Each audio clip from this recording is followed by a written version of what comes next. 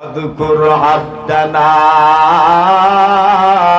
أيوب إذ نادى ربه أني مسني الشيطان بنصب وعذاب আল্লাহ বলেন আমার বান্দা আইয়ুবকে স্মরণ করো। আইয়ুবের জীবনে কত কষ্ট হয়েছে, কত কষ্ট, এত কষ্ট অন্যান্য নবী রাসূল জাহিরি ভাবে বাহ্যিক ভাবে এত কষ্ট কারো জীবনে আসে নাই। আইয়ুব আলাইহিস সালাতু ওয়াস সালাম পুরাটা শরীর যেন জাজরা হয়ে গিয়েছিল। পুরা শরীরে কত ইসরাইলি রিওয়ায়াত আছে, পুরা শরীরের কঙ্কাল বাকি, আর কিছুই বাকি নাই। আইয়ুব আলাইহিস সালাতু ওয়াস সালামকে সকলেই ত্যাগ করে চলে গেল, শুধু স্ত্রী গেলেন না। সুবহানাল্লাহ, জোরে জোরে। স্ত্রী কেমন ছিলেন? ভালো না তো স্ত্রী ভালো এটা কইতে বুঝি আবার আমারে হওয়া লাগে। জোরে কর, যত বেশি জোরে বলবেন বাড়িওয়ালা তত বেশি খুশি হবেন। মাথুন না ভালো মি মাশাআল্লাহ। আজকে গেলে বাত রেডি হইবে, স্ত্রীরা ভালো। আইয়ুব শেখ স্ত্রী ব্যতীত সকলেই চলে গেলেন। আইয়ুব আলাইহিস সালাতু ওয়াস সালামকে আল্লাহ পাক বললেন উরকুদ বিরিজিলিক, আপনার পা দিয়া জমিনে আঘাত করেন। হাদা মুগতাসাল বারিদুম ওয়া শারাব। আল্লাহ রাব্বুল আলামিন বলেন ও আইয়ুব তোমার পা দিয়ে জমিনে আঘাত করম। হাদা মুগতাসাল, যে পানি বের হবে ওই পানি দিয়া তুমি গোসল করবা। বারিদুম ওয়া শারাব। ও আইয়ুব আমি আল্লাহ ঠান্ডা পানির ব্যবস্থা করে দিলাম, ওই পানিটা ঠান্ডা, গোসল করতেও আরাম পাবেন, পান করলেও আরাম পাবেন। শুধু গোসলের নয়, খাওয়ার জন্য দিলাম, পান করার জন্য দিলাম। আইয়ুব আলাইহিস সালাতু ওয়াস সালাম পানি দিয়ে গোসল করলেন, শরীর আগের চাইতে সুন্দর হয়ে গেল, জান্নাতি পোশাক দেওয়া হলো। শুধু শুধু শরীর নয়, যত সম্পদ, যত আওলাদ উনার কাছ থেকে আল্লাহ পাক ছিনিয়ে নিয়েছিলেন, সমস্ত সম্পদ এবং আওলাদ আল্লাহ পাক আবার ফিরায়া দিলেন। জুড়ে বলে ঐতিহ্যবাহী দারুল হাদিস মুন্সিবাজার মাদ্রাসার উদ্যোগে আয়োজিত আজিমুশ-শান ওয়াজ ও দোয়া মাহফিলের সম্মানিত সভাপতি মুআজ্জাজ মুকাররম হযরত উলামায়ে কিরাম, মুরব্বী সাহেবান, যুবক ভাইরা, পর্দানিশীন অত্যন্ত শ্রদ্ধেয়া সম্মানিতা মা ও বোনেরা, আল্লাহ পাক রব্বুল আলামিনের আলিশান দরবারে শুকরিয়া আদায় করছি, যিনি জেলার প্রাচীনতম এই প্রতিষ্ঠানের মাহফিলে আমাদেরকে সমবেত হওয়ার তৌফিক দান করেছেন। এজন্য প্রত্যেকেই আল্লাহ পাকের দরবারে কালিমাতুশ শুকর আদায় করছি। সকলেই পড়ি আলহামদুলিল্লাহ। আজকের এই মাহফিলে প্রধান অতিথি হিসাবে যিনি আগমন করার কথা ছিল, কারা নির্যাতিত মজলুম আলেমে দ্বীন হযরত মাওলানা মুফতি আলী হাসান উসামা হাফিজাহুল্লাহ, যার ব্যাপারে মাদ্রাসার মুঈনে মুহতামিম হযরত মাওলানা মাশউক আলী সাহেব দামাত বারাকাতুহুম অত্যন্ত সুন্দরভাবে আপনাদেরকে কি ঘটলো না ঘটলো উপস্থাপন করেছেন।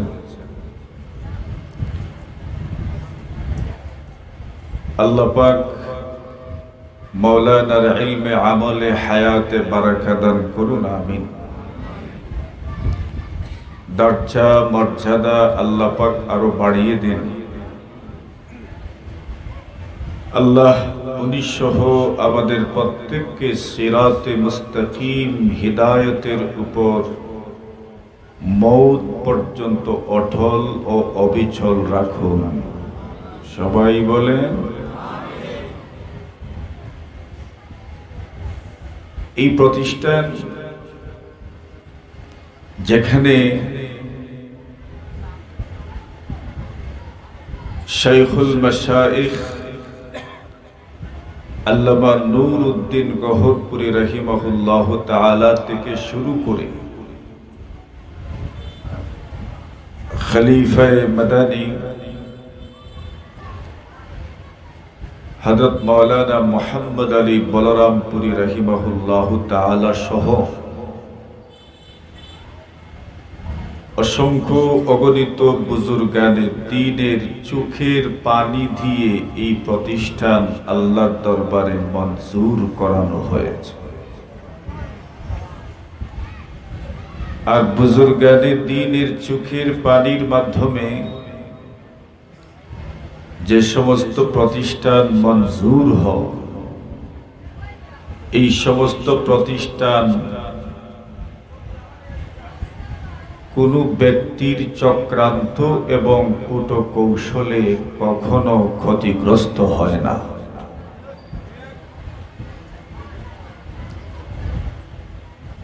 এই এলাকায় দেশের শীর্ষস্থানীয় উলামায়ে কেরাম এই জনপদে এসেছেন।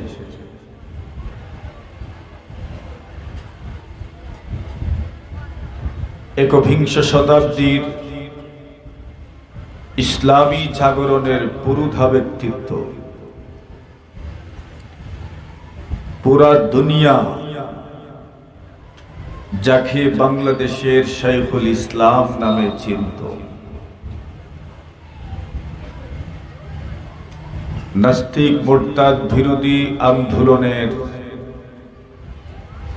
সিপাহসালার শাইখুল ইসলাম আল্লামা আহমদ শফি নব্বরাল্লাহু মারকাদাহু এই জনপদে এসেছেন।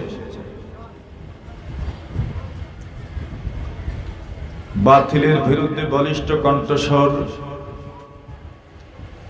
কায়েদে মিল্লাত মুহাদ্দিসে কবীর আল্লামা হাফিজ জুনাইদ বাবুনগরী রাহিমাহুল্লাহু তাআলা এই জনপদে এসেছেন।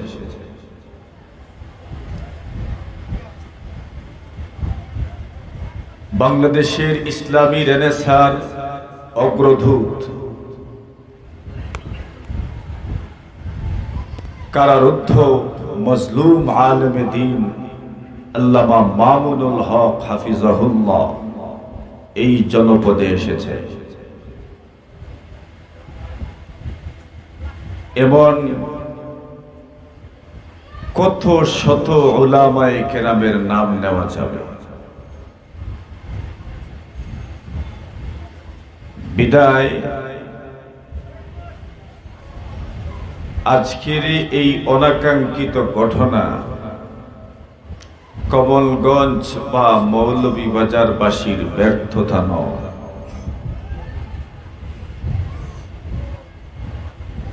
কর্তৃপক্ষ কি করেছেন না করেছেন তা আপনাদের সামনে পেশ করেছেন। এটার পিছনে আমাদের ঘরানার কিছু অপরিণামদর্শী অদূরদর্শী যুবকদের দায় আছে।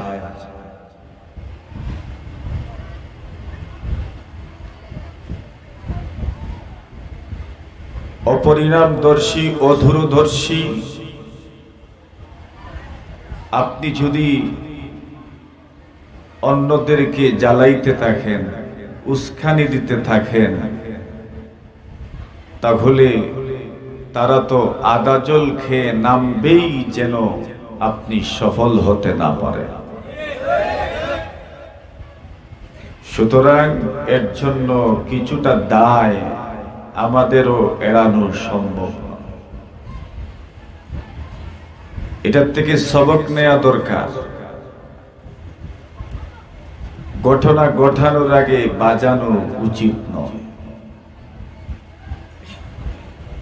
যত বাজাবেন এরকম নাও তো ঘটতে পারে। এজন্য সব কিছু হুঁশে করতে হবে, শুধু ঝুশ ভালো নয়।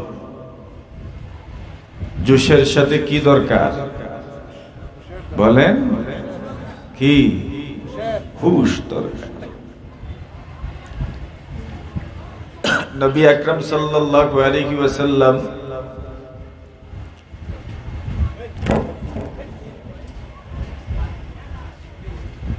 সাহাবায়ে কেরামদের ঝুশ থামাতেন।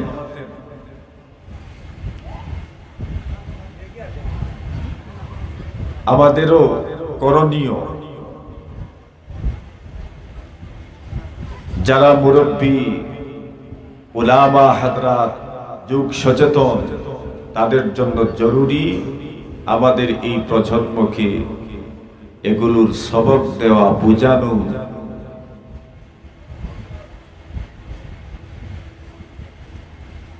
এই জমিন, বাংলার জমিন বিশেষ করে ইসলাম ও সুন্নাহের জন্য উর্বর ভূমি। এই জমিনের মানুষ এখনো মাওলানা আলী হাসান উসামার জন্য ঘন্টার পর ঘন্টা অপেক্ষা করে বয়ান শোনার জন্য। সুতরাং এই জমিনটাকে, এই পরিবেশ পরিস্থিতিটাকে আমাদের অপরিণামদর্শিতার মাধ্যমে নষ্ট করে দেয়া, এটা নিতান্তই ভুল ছাড়া আর কিছু হবে না। এজন্য সজাগ দৃষ্টি সব সময় রাখি। যারা অপরিণামদর্শী, কোনো প্রয়োজন ছাড়া উস্কানিমূলক কথাবার্তা বলে, এদেরকে থামানোর চেষ্টা করি। আমার কথাগুলো বুঝাইতে পারছি নি আপনাদের? বুঝছেন নি আপনারা? বুঝিয়েন এগুলো। আল্লাহ আমাদেরকে সহি বুঝ দান করুন। নবী আকরাম সাল্লাল্লাহু আলাইহি ওয়াসাল্লাম খায়বারের যুদ্ধ থেকে ফিরছেন। আল্লাহ রাসূল সাল্লাল্লাহু আলাইহি ওয়াসাল্লাম যখন খায়বারে গেলেন, সেখানে ইহুদিদের বসবাস। রাসূল আকরাম সাল্লাল্লাহু আলাইহি ওয়াসাল্লাম বললেন, এক কাজ করো, খুব ভালো করে বুঝেন। সেখানে যাওয়ার পরে রাসূলুল্লাহ বলেছেন, প্রত্যেকেই যার যার বাহনে উঠো, আর খায়বারের অলি গলিতে তোমরা ঘোড়া দৌড়াও, উট দৌড়াও, যেন খায়বারওয়ালারা ভীত সন্ত্রস্ত হয়ে পড়ে। এরা সকালবেলা বের হয়েছে, যার যার কাজে যাবে। যখন দেখেছি মুহাম্মদ সাল্লাল্লাহু আলাইহি ওয়াসাল্লাম এবং তার সাথীরা প্রত্যেকেই যার যার বাহনের উপর উঠে খায়বারের অলিগলি প্রদক্ষিণ করছেন, তখন তারা বলে উঠল, যা মুহাম্মদ ওয়াল্লাহি ওয়াল খামিস, মুহাম্মদ এসেছেন, বিশাল বাহিনী নিয়ে এসেছেন। মুহাম্মদ এসেছেন, বিশাল বাহিনী নিয়ে এসেছেন। এর আগে কেউ জানে না। চুপ। আল্লাহ রাসূল সাল্লাল্লাহু আলাইহি ওয়াসাল্লাম ওই যুদ্ধ থেকে যখন ফিরছিলেন, খায়বার বিজয় করে, যারা বিজয়ী হন এদের শরীরে জুশ কম থাকে না বেশি থাকে? জোরে বলে। বেশি থাকে। আর নেতা যদি সাথে থাকেন তাহলে জুশ তো আরো বেড়ে যায়, ঠিক না? নেতা সাথে থাকলে জুস কমে না বাড়ে? বাড়ে। নেতার সাথে থাকে। রাসূল আকরাম সাল্লাল্লাহু আলাইহি ওয়াসাল্লাম সাথে, তো সাহাবায়ে কেরামের জুস কম না বেশি? জোরে বলে বেশি। আবু মুসা আশআরী রাদিয়াল্লাহু তাআলা আনহু বলেন, কুন্না মা'আন নবী সাল্লাল্লাহু আলাইহি ওয়াসাল্লাম ফি সাফার। আল্লাহর নবীজির সঙ্গে আমরা একটা সফরে ছিলাম। আর সফর কোন সফর ছিল? খয়বার থেকে ফেরার পথে। ফালাম্মা আশরাফনা আলা ওয়াদিন কাব্বারনা। আবু মুসা আশআরী রাদিয়াল্লাহু তাআলা আনহু বলেন, আমরা যখন হাঁটছিলাম, ফালাম্মা আশরাফনা আলা ওয়াদিন কাব্বারনা, আমরা যখন একটা উপত্যকায় গেলাম, যাওয়ার পরে আমাদের জোশের কারণে জোরে জোরে বলতে লাগলাম আল্লাহু আকবার। কি বলছেন? জোরে বলে। ফালাম্মা আশরাফনা আলা ওয়াদিন কাব্বারনা, আমরা যখন একটা উপত্যকায় গেলাম, আমরা জোরে জোরে বলতে লাগলাম আল্লাহু আকবার। قالوا الله أكبر الله أكبر لا إله إلا الله। আমরা জোরে জোরে বলতে লাগলাম আল্লাহু আকবার, আল্লাহ সবার চেয়ে বড়। এত জোরে আওয়াজ হয়েছে, নবী আকরাম সাল্লাল্লাহু আলাইহি ওয়াসাল্লাম আমাদেরকে বললেন, আইয়ুহান নাস ইরবাউ আলা আনফুসিকুম। এই লোকজন আরেকটু আস্তে বলো। সুবহানাল্লাহ। কি বলছে? না না, রাসূল কি বলেছে? আস্তে। সাহাবায়ে কেরাম জোরে জোরে বলছেন আল্লাহু আকবার। নবী বললেন, আইয়ুহান নাস, এর লোকজন ইরবাউ আলা আনফুসিকুম, আস্তে বলো। আল্লাহর নবীর সাহাবী আবু মুসা আশআরী রাদিয়াল্লাহু তাআলা আনহু বলেন, আল্লাহর নবীজি আমাদের কি বলেন? আস্তে বলো, একদম আস্তে বলো। ইন্নাকুম লা তাদউনা আসাম্মা ওয়ালা গায়িবা। যাকে তোমরা শোনাচ্ছ, যাকে ডাকছো, উনি বধির নয়, উনি অনুপস্থিত নয়, উনি সব কিছু দেখছেন, শুনেন। ছোট্ট থেকে ছোট্ট আওয়াজও আল্লাহ শুনেন কি শুনেন না? ছোট্ট আওয়াজ আল্লাহ। আল্লাহর হাবিব সাহাবায়ে কেরামদেরকে হুঁশে ফিরিয়ে নিয়ে আসতে চাইলেন। এত জোরে বলার প্রয়োজন নাই, যেখানে জোরে বলার দরকার সেখানে জোরে বলো। ফিরে যাচ্ছ, বিজয়ী হয়ে ফিরে যাচ্ছ, আর জোরে বলার দরকার নাই। আবু মুসা আশআরী বলেন, আল্লাহর নবী সাল্লাল্লাহু আলাইহি ওয়াসাল্লাম হঠাৎ করে আমাকে দেখলেন। আমি নবীজির একদম পিছনেই ছিলাম। আমি মনে মনে কি যেন পড়ছি। আবু মুসা আশআরী বলেন, আল্লাহর হাবিব আমাকে সম্বোধন করে বলেন, ইয়া আব্দুল্লাহ ইবনে কাইস। এরে আবু মুসা আশআরী, তুমি মনে মনে কি তিলাওয়াত করছো, মনে মনে কি পড়ছো? আবু মুসা আশআরী বলেন, ওগো নবীজি, আমি মনে মনে লা হাওলা ওয়ালা কুওয়াতা ইল্লা বিল্লাহিল আলিয়্যিল আযীম পড়ছি। কি পড়ছে? পড়ে।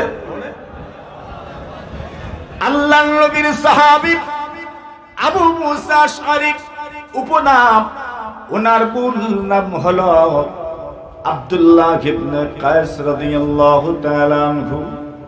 আল্লাহর নবীজির সাহাবী বলেন, ওগো নবীজি, আমি মনে মনে লা হাওলা ওয়ালা কুওয়াতা ইল্লা বিল্লাহিল আলিয়্যিল আযীম পড়ছি।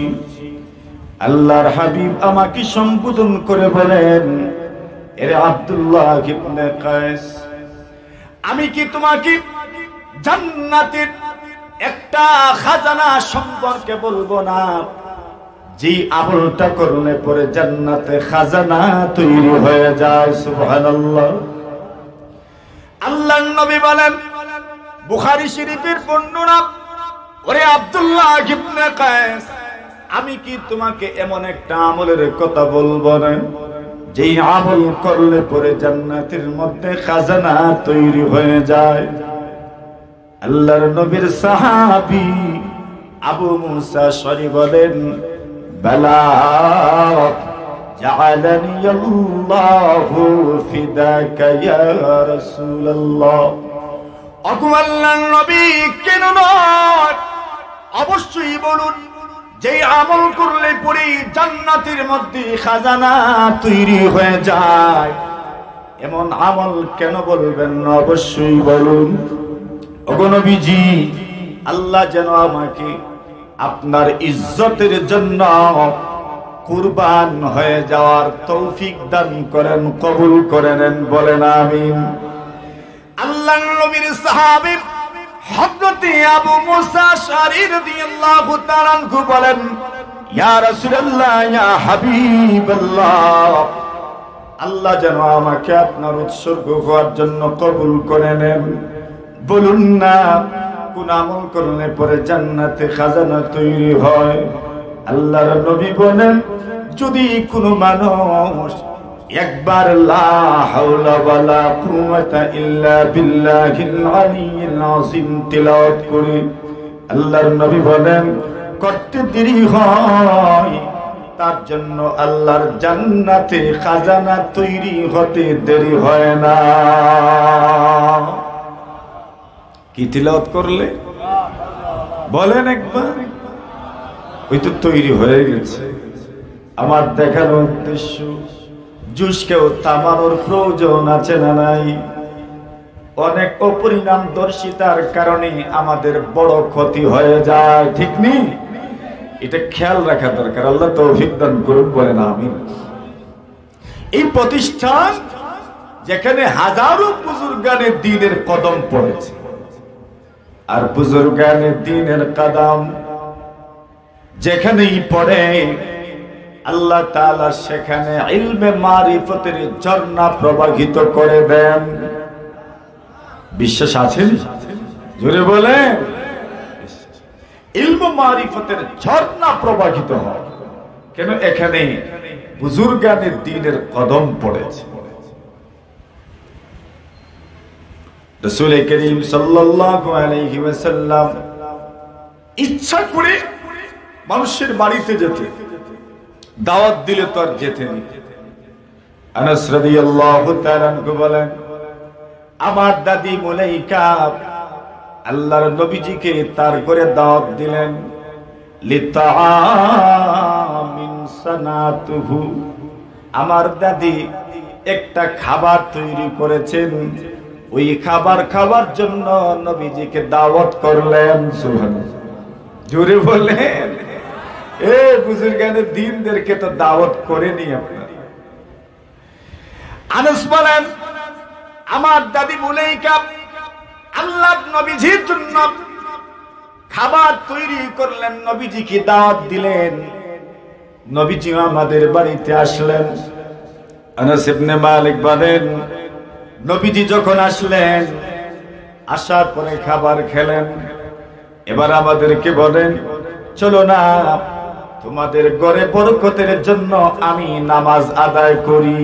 সুবহানাল্লাহ, বরকতের জন্য নামাজ আদায়। আল্লাহ রাসূল বলেন, চাঠাই নিয়ে আসুন।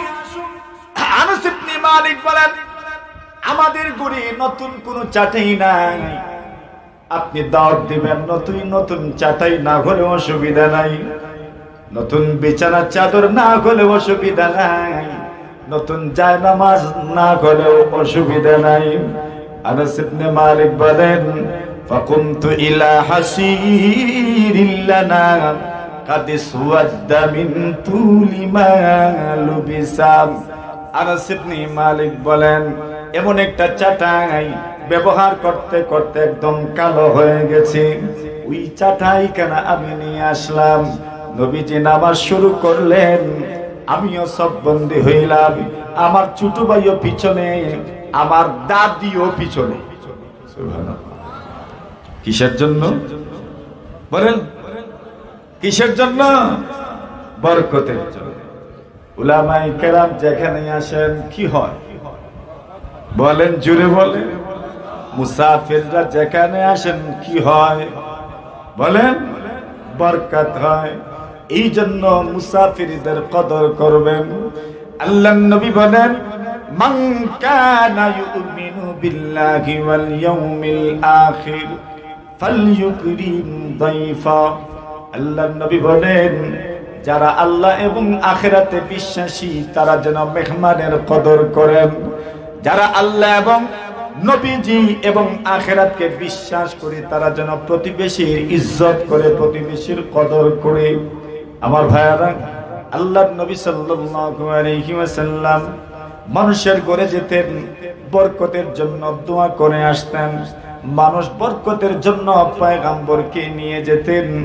আল্লাহর নবী সাল্লাল্লাহু আলাইহি ওয়াসাল্লামের কাছে নিজের ছোট্ট ছোট্ট ছেলে মেয়েদেরকেও নিয়ে যেতেন আর বলতেন, ওগো নবীজি, তার মাথায় হাত বুলায়া দেন আর বরকতের দোয়া করে দেন। আপনারা তো এটা করেন মাশাআল্লাহ। শুধু উলামা নয়, আপনার বাবা, আপনার মা, বড় বুজুর্গ মুরব্বী যারা আমলদার, 5 ওয়াক্ত নামাজ যাদের মিস হয় না, এদের কাছে নিয়ে যাবেন আর এদের দ্বারা মাথায় হাত বোলায় নেবেন, দোয়া করবেন। আমার ছেলের জন্য দোয়া করে দিয়ে যান, মাথাটায় হাত বোলায় দিয়ে যান। উলামায়ে কেরামের মজলিসে আপনি যত বেশি যাবেন, আপনার সন্তানদেরকে আপনি যত বেশি নিয়ে যাবেন, ওই সন্তান আল্লাহ ওয়ালা হবে। কোনদিন আলেম এবং মাদ্রাসা বিদ্বেষী সে হবে না, ঠিক কিনা? এটা দরকার। রাসূলুল্লাহ সাল্লাল্লাহু আলাইহি ওয়াসাল্লামের কাছে মানুষ নিজের ছোট্ট ছোট্ট ছেলেদেরকে নিয়ে বলতেন, ইয়া রাসূলুল্লাহ, তার জন্য বরকতের দোয়া করে দেন। মাথায় হাতটা বুলাইয়া দেন। রাসূলুল্লাহ মাথায় হাত বুলাইয়া দিতেন আর বরকতের দোয়া করে দিতেন। সুবহানাল্লাহ বলে। মাহমুদ ইবনে রবি রাদিয়াল্লাহু তাআলা আনহু বলেন, আমার ঘরে একদিন নবীজি আসলেন। আসার পরে নবীজি বললেন, পানি দেন। আমাদের কাছ থেকে পানি নিলেন, পানি পান করবেন। উনি বলেন, আমার বয়স মাত্র 5 বছর। কত বছর? 5 বছর। আল্লাহর নবীজি মুখে পানি নিলেন আর পানির কুল্লিটা আমার চেহারার উপর ছেড়ে দিলেন। সুবহানাল্লাহ। এটা করেননি মাঝে মাঝে? পানি মুখ লইয়া করছেন না? করছেন না? কোনো আরে পানি মুখে নিয়া কার পানি কত দূরে যায় এটা একটা প্রতিযোগিতা আছে। কার পানি দেয়ালে কত উপরে উঠলো এটার একটা প্রতিযোগিতা আছে। উনি বলেন, নবী যে মুখে পানি নিলেন আর পানিটা আমার চেহারার মধ্যে, গালের মধ্যে কুলি ছেড়ে দিলেন। সুবহানাল্লাহ, বরকত। তো উলামায়ে কেরামের কাছে নিজেও যাওয়া, সন্তানদেরকেও নিয়ে যাওয়া। দুনিয়াতে সবচেয়ে বরকতের মজলিস কোরআন সুন্নাহর মজলিস, উলামায়ে কেরামের মজলিস, ঠিক না বেঠিক? সবচেয়ে বরকতের মজলিস। আল্লাহর নবী মুহাম্মদুর রাসূলুল্লাহ সাল্লাল্লাহু আলাইহি ওয়াসাল্লাম বলেন, এই পৃথিবীর মানুষ রহমতের আশায় পাগল পারা, সকলেই রহমত পেতে চায়, বরকত পেতে চায়। আল্লাহর নবী বলেন, যদি রহমত পেতে চাও, বরকত পেতে চাও, তাহলে এমন জায়গায় যাও যেখানে কোরআন এবং সুন্নাহর আলোচনা হয়, কোরআনের তিলাওয়াত হয়। যেখানে কোরআনের তিলাওয়াত হয়, এখানে আল্লাহ তাআলার রহমত নাজিল হতে থাকে। সুবহানাল্লাহ। বিশ্বাস আছে? হ্যাঁ, বিশ্বাস আছে। আমি আমার জীবনে বহু পরীক্ষা করেছি, একবার দুইবার নয়, 1000 বার পরীক্ষা করেছি। আমি খুব মনোযোগ সহকারে যখন দোয়া করি, যে উদ্দেশ্যে নিয়ে দোয়া করা হয়, কিছু আমলের পরে ওই দোয়া আল্লাহ কবুল করেন। একবার দুইবার নয়, 1000 বার পরীক্ষা করেছি। এজন্য আল্লাহর রহমত, কোরআন ও সুন্নাহ, আল্লাহর রহমত আমার জন্য, আপনার জন্য, গোটা মানব জাতির জন্য এটা রহমত, গোটা মানব জাতির জন্য উপযোগী। নবী আকরাম সাল্লাল্লাহু আলাইহি ওয়াসাল্লাম বলেন, আমি ঘুমন্ত স্বপ্নে দেখলাম, উতিতু বিকাদাহি লাবান, দুধ, পুরো গ্লাস ভর্তি দুধ আমার সামনে নিয়ে আসা হলো। স্বপ্নে দেখছে, ফাশারিবতু মিনহু, আমি দুধ পান করলাম, এই পরিমাণ পরিতৃপ্ত হলাম। স্বপ্নে দেখছেন আমি খুব পরিতৃপ্ত হয়ে দুধ পান করছি। দুধ পান করতে করতে এমন ভাবে পেট ভরলাম, আমার পেটে যেন আর জায়গা নাই। জোরে বলে, কম খাইছেন না বেশি খাইছেন? হ্যাঁ, এটা বাস্তব না স্বপ্ন? বাস্তব না স্বপ্ন? স্বপ্ন। আল্লাহর হাবিব বলেন, অতঃপর পুরোটা গ্লাসের দুধ শেষ করতে পারলাম না, অবশিষ্ট দুধ রয়ে গেল। আল্লাহর হাবিব বলেন, অবশিষ্ট দুধটুকু আমি ওমরকে দিয়ে দিলাম। ওমরকে, ওমর পান করে নিল। সাহাবীরা বলেন, ওগো নবীজি, ওই স্বপ্নের ব্যাখ্যাটা কি? আল্লাহর নবীজি বলেন, স্বপ্নের ব্যাখ্যা হলো ইলম। সুবহানাল্লাহ। স্বপ্নের ব্যাখ্যা কি? ইলম। তো দুধ সব মানুষের জন্য উত্তম নিয়ামত কোনটা? মাথুন না, কোনটা? দুধ। আল্লাহর নবী বলেন, আমি স্বপ্নে দেখলাম আমি দুধ পান করছি। দুধের ব্যাখ্যা হইল ইলম। এর অর্থ হইল সারা পৃথিবীর সব বয়সের মানুষের জন্য উত্তম নিয়ামতের নাম হলো ইলম। উত্তম নিয়ামতের নাম বলে, সব মানুষের, সব বয়সের মানুষের জন্য উত্তম নিয়ামতের নাম কি? ইলম। আমার জন্য উপযোগী, হুজুরের জন্য উপযোগী, ভাবি সাহেবের জন্য উপযোগী, সামনে যারা আছেন মুরব্বীরা আপনার জন্য উপযোগী, আমার সমবয়সী যারা তাদের জন্য উত্তম নিয়ামত, আমার কম বয়সী যারা তাদের জন্য উত্তম নিয়ামত, ছোট যারা তাদের জন্য উত্তম নিয়ামত। কোনটা বলেন? জোরে বলেন। এটাই ইলমের কারখানা। এই প্রতিষ্ঠান ইলমের কারখানা। হক্কানি উলামা এখান থেকে তৈরি হন। সুবহানাল্লাহ। হক্কানি উলামা, রব্বানি উলামায়ে কেরাম এখান থেকে তৈরি হন। হক্কানি আলেমকে, ওই কথাটাই বলা উদ্দেশ্য আজকে আপনাদের সামনে। হক্কানি আলেমকে, মানুষ বলে হক্কানি আলেম, হক্কানি রব্বানি আলেম। তো হক্কানি আলেম চিনার দরকার আছে না? জুড়ে বলে, হক্কানি আলেম, হক্কানি আলেমকে, হক্কানি আলেমের 4 গুণ। কয়টা গুণ বলেন? কয়টা গুণ? আত-তাকওয়া ফীমা বাইনাহু ওয়া বাইনাল্লাহ। হক্কানি আলেমের প্রথম নম্বর গুণ হইল, হক্কানি মানুষের প্রথম নম্বর গুণ হলো, ভালো মানুষের প্রথম নম্বর গুণ হলো আল্লাহর ওলিদের প্রথম নম্বর গুণ হলো, আল্লাহর ওলি বুজুর্গানে দিনের প্রথম নম্বর গুণ হলো, আপনি যদি বুজুর্গ হতে চান, আপনি যদি আল্লাহর ওলি হইতে চান, আপনি যদি হক্কানি আলেম হতে চান, আপনার প্রথম নম্বর গুণ হলো আত্তাকওয়া ফীমা বাইনাহু ওয়া বাইনাল্লাহ। তার এবং তার আল্লাহর মধ্যখানের সম্পর্ক হবে তাকওয়ার সম্পর্ক। কিসের বলে? কিসের সম্পর্ক? তাকওয়ার সম্পর্ক। দুই নম্বর গুণ হলো আত-তাওয়াদু ফীমা বাইনাহু ওয়া বাইনান নাস। হক্কানি রব্বানি আলেম আল্লাহর ওলির দুই নম্বর পরিচয় হলো, বুজুর্গানে দিনদের দুই নম্বর পরিচয় হলো আত-তাওয়াদু ফীমা বাইনাহু ওয়া বাইনান নাস। ওই লোকটা এবং সাধারণ মানুষের মধ্যে তাওয়াজু আর বিনয়ের সম্পর্ক হবে। নিজেকে বড় মনে করবেন না, বরং স্বাভাবিক মনে করবেন। যার সঙ্গে যেমন আচরণ করা দরকার এমন করবেন। মানুষের কথাগুলো মন দিয়ে শুনবেন, মানুষের প্রয়োজনে সাড়া দিবেন, মানুষের ডাকে সাড়া দিবেন, বাপ নিবেন না। এমন গুণ যার মধ্যে পাওয়া যাবে, ওই লোকটা হলো মহান আল্লাহ তাআলার ওলি। সুবহানাল্লাহ। বিনয়।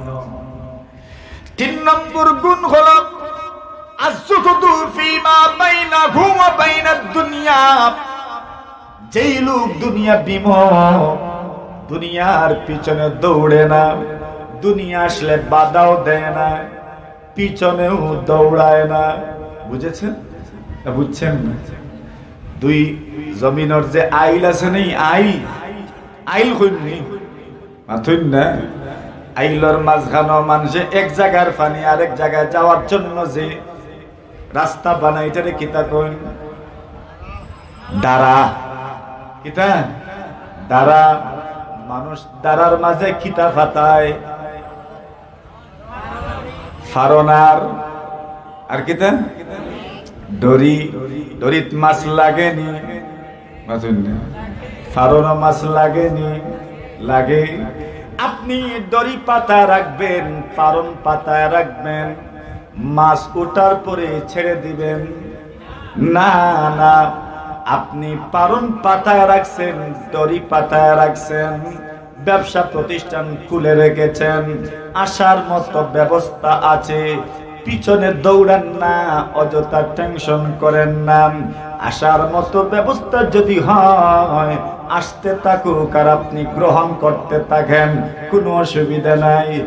কিন্তু যদি আপনি দুনিয়ার পিছনে এমন পাগল হয়ে যান, না নামাজের ঠিক ঠিকানা আছে, না রোজার ঠিক ঠিকানা আছে, আল্লাহর রাসূল বলেন এটাই মানুষের জন্য বড় নিন্দনীয়।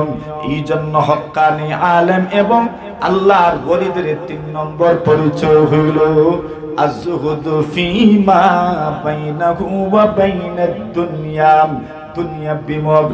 দুনিয়া বিমুখের অর্থ এই নয় যে দুনিয়ার দাঁড়ের নাম, দুনিয়ার চিন্তাও আছে কিন্তু পেরেশান নয়, একদম পেরেশান নয়। ফারন ফাতাইল আছে, লাগব সময় মতো তুলিয়া আনবা। ঠিক না বে? ঠিক, এটা ঠিক। পেরেশান না, দড়ি ফাতাইল আছে, আসার ব্যবস্থা আছে। কে আপনাকে বাধা দিবে? কেউ বাধা দিবে না। ইসলাম বলে নেও।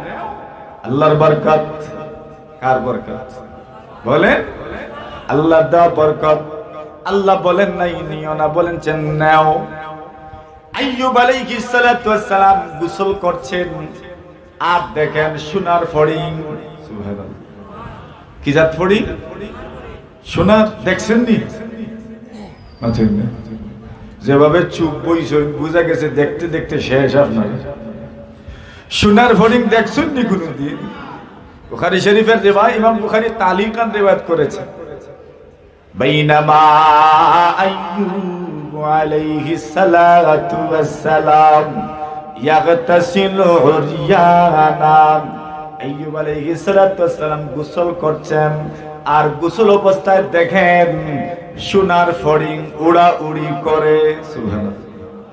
আচ্ছা মনে করেন ফুকরিত গোসল গেছেন আর দেখলা ময়না ফাঁকি আইয়া বইছে, দরতা নাই মনে হয় মাথিক না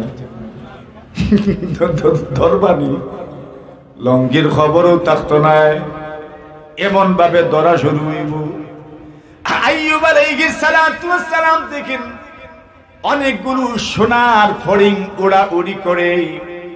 আইয়ুব আলাইহিস সালাতু ওয়াস সালাম ওই সোনার ফড়িং গুলো ব্যাগের ভিতরে ঢুকাইতে শুরু করলেন। সুবহানাল্লাহ। আল্লাহ ডাক দিলা, ও আইয়ুব, ও আইয়ুব, আমি তো তোমাকে কত নিয়ামত দিলাম। সুবহানাল্লাহ। ওয়াযকুর আবদানা আইয়ুব ইয নাদা রাব্বাহু أني مسني الشيطان بنصب وعذاب। আল্লাহ বলেন আমার বান্দা আইয়ুবকে স্মরণ করো। আইয়ুবের জীবনে কত কষ্ট হয়েছে, কত কষ্ট, এত কষ্ট অন্যান্য নবী রাসূল জাহিরি ভাবে বাহ্যিক ভাবে এত কষ্ট কারো জীবনে আসে নাই। আইয়ুব আলাইহিস সালাতু ওয়াস সালাম পুরাটা শরীর যেন জাজরা হয়ে গিয়েছিল। পুরা শরীরে কত ইসরাইলি রিওয়ায়াত আছে, পুরা শরীরের কঙ্কাল বাকি, আর কিছুই বাকি নাই। আইয়ুব আলাইহিস সালাতু ওয়াস সালামকে সকলেই ত্যাগ করে চলে গেল, শুধু স্ত্রী গেলেন না। সুবহানাল্লাহ। জোরে জোরে। স্ত্রী কেমন ছিলেন? ভালো নাই তো স্ত্রী ভালো এটা কইতে বুঝি আবার আমার হওয়া লাগে। জোরে কর, যত বেশি জোরে বলবেন বাড়িওয়ালা তত বেশি খুশি হবেন। মাথুর না ভালো মি মাশাআল্লাহ। আজকে গেলে বাত রেডি হইবে, স্ত্রীরা ভালো। আইয়ুব শেখ স্ত্রী ব্যতীত সকলেই চলে গেলেন। আইয়ুব আলাইহিস সালাতু ওয়াস সালামকে আল্লাহ পাক বললেন উরকুদ বিরিজিলিক, আপনার পা দিয়া জমিনে আঘাত করেন। হাদা মুগতাসাল বারিদুন ওয়া শারাব। আল্লাহ রাব্বুল আলামিন বলেন ও আইয়ুব তোমার পা দিয়ে জমিনে আঘাত করম। হাদা মুগতাসাল, যে পানি বের হবে ওই পানি দিয়া তুমি গোসল করবা। বারিদুন ওয়া শারাব। ও আইয়ুব আমি আল্লাহ ঠান্ডা পানির ব্যবস্থা করে দিলাম, ওই পানিটা ঠান্ডা, গোসল করতে আরাম পাবেন, পান করলেও আরাম পাবেন। শুধু গোসলের নয়, খাওয়ার জন্য দিলাম, পান করার জন্য দিলাম। আইয়ুব আলাইহিস সালাতু ওয়াস সালাম পানি দিয়ে গোসল করলেন, শরীর আগের চাইতে সুন্দর হয়ে গেল, জান্নাতি পোশাক দেওয়া হলো। শুধু শুধু শরীর নয়, যত সম্পদ, যত আওলাদ ওনার কাছ থেকে আল্লাহ পাক ছিনিয়ে নিয়েছিলেন, সমস্ত সম্পদ এবং আওলাদ আল্লাহ পাক আবার ফিরায়া দিলেন। জুড়ে বলেন কি পরিমাণ সম্পদের মালিক ছিলেন আইয়ুব আলাইহিস সালাতু ওয়াস সালামের যুগে। এত সম্পদের মালিক আর কেউ ছিলেন না। শত শত হাওরের মালিক, শত শত হাওরের মালিক, শত শত বনাঞ্চলের মালিক, হাজার হাজার চতুষ্পদ জন্তুর মালিক, সবকিছু আল্লাহ নিয়ে গিয়েছিলেন। যখন শরীর সুস্থ হলাম আল্লাহ পাক সব আবার ফিরায় দিলেন। সম্পদের অভাব নেই, জোরে বলেন অভাব নাই। কিন্তু এরপর সোনার ফড়িং গুলা শঙ্কর ভিতরে ঢুকাইতে দেরি করেন নাই। সুবহানাল্লাহ। শঙ্কই ছিলেন শঙ্কর। আল্লাহর নবী হক হযরত আইয়ুব আলাইহিস সালাতু ওয়াস সালাম থালির ভিতরে ব্যাগের ভিতরে যখন সোনার ফড়িং ঢুকান, আল্লাহ পাক ডাক দিয়ে বলেন, ইয়া আইয়ুব, ও আমার বান্দা আইয়ুব, আমি কি তোমাকে আরো নিয়ামত দেই নাই? আমি কি তোমাকে এই নিয়ামত থেকে অমুখাপেক্ষী করে দিয়েছি? কত সম্পদ আমি তোমাকে দিলাম, এরপরও কেন তুমি ওই সোনার ফড়িং গুলোকে ছাড় দিচ্ছ না? আইয়ুব আলাইহিস সালাতু ওয়াস সালাম বলেন, মালিক, আপনি আমাকে দিয়েছেন তা সত্য, কোনো সন্দেহ নাই, কিন্তু গো মালিক, আপনার নিয়ামত আমার চোখের সামনে দেখব আর ওই নিয়ামত থেকে চোখ ফিরাব, এত বড় স্পর্ধা আমি আইয়ুবের হয় নাই। সুবহানাল্লাহ। লা গিনা বিআন বারাকাতিকা। ওগো মালিক, আপনি আমাকে দিয়েছেন, অনেক দিয়েছেন, কিন্তু আরো দিবেন, আর আমি চোখ বন্ধ করব তা হইতেই পারে না। আপনি যা দিবেন আপনার নিয়ামত আর বরকত হিসাবে আমি তা সংরক্ষণ করব। সুবহানাল্লাহ। পেরেশানি নাই, কিন্তু যা দিবেন আল্লাহ পেরেশানি ছাড়া, এটা নেন, গ্রহণ করতে থাকেন, কোনো দোষ নাই। কথা বুঝেছেন? হক্কারে রব্বানে আলেম আল্লাহর ওলিদের ৩ নম্বর পরিচয় হলো আয-যুহদু ফীমা বাইনাহু ওয়া বাইনাদ দুনিয়া। যারা দুনিয়া বিমুখ, ৪ নম্বর পরিচয় হইল আল-মুজাহাদাতু ফীমা বাইনাহু ওয়া বাইনান নাফস। আল্লাহর ওলিদের ৪ নম্বর পরিচয় হইল যারা নফসের সাথে জিহাদ করে। সুবহানাল্লাহ। কার সাথে? মনের সাথে জিহাদ, মনের বিরুদ্ধে যুদ্ধ করে। এই গুণ যার মধ্যে পাওয়া যাবে, ইনিই বুজুর্গ, ইনিই আল্লাহর ওলি। আর ইলম থাকলে ইনি হক্কানি রব্বানে আলেম। আলহামদুলিল্লাহ বলেন। আর হক্কানি রব্বানে আলেম তৈরি হয় এমন প্রতিষ্ঠান থেকে, দারুল হাদিস, মুন্সিবাজার কওমি মাদ্রাসা, ওই প্রতিষ্ঠানগুলোর একটা প্রতিষ্ঠান, যে প্রতিষ্ঠান থেকে হক্কানি রব্বানি আলেম তৈরি হয়, এমন প্রতিষ্ঠানের পিছনে মেহনতের প্রয়োজন আছে না নাই? জোরে বলেন। মেহনত করবেন? দেখি দেখি হাত উঠা। সবাই করবেন তো? রাখিয়েন উপরে, নামায়েন না। একটা তাকবীর দেন জুড়ে সুরে।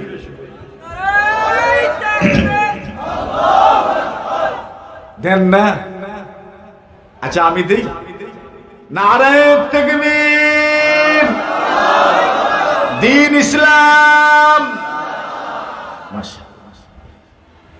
এই প্রতিষ্ঠান আমাদের মঈনে মুহতামিম সাহেব বলেছেন, আপনারা বড় মেহনত করে যাচ্ছেন, আলহামদুলিল্লাহ। এই মেহনত কিয়ামত পর্যন্ত জারি থাকতো ইনশাআল্লাহ। আমরা চলে গেলে এমন প্রজন্ম তৈরি করে যাওয়া, এই প্রজন্ম যেন এই প্রতিষ্ঠানের পিছনে মেহনত করে ইনশাআল্লাহ। যেতে তো হবে নাকি যাবেন না? যেতে হবে। যাওয়ার পরেও যেন আমাদের ভবিষ্যৎ প্রজন্ম এই প্রতিষ্ঠানগুলোর খেয়াল করে। এমন প্রতিষ্ঠান, এমন প্রজন্ম তৈরি করার প্রয়োজন আছে না নাই? কিভাবে করবেন? আপনি নিজে এই সন্তানদের মাধ্যমে এই প্রতিষ্ঠানের খেদমতে অংশগ্রহণ করবেন। আল্লাহ তাআলা আপনাদের জমিনে যে দান দিয়েছেন, ওই দান থেকে কিছু দান এই প্রতিষ্ঠানের জন্য বরাদ্দ করবেন। আল্লাহ আপনাকে যে রুজি দিয়েছেন, ওই রুজি